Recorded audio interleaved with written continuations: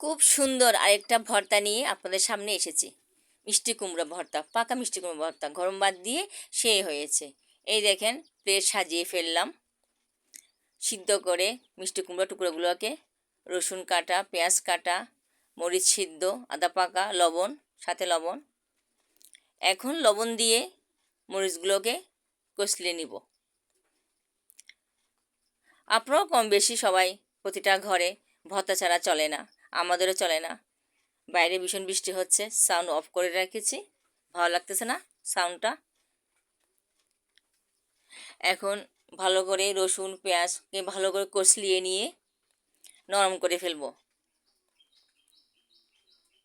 আপনারাও আজকে কী দিয়ে ভর্তা খেয়েছেন জানাবেন। পবিত্র কিচেনে সবাইকে স্বাগতম।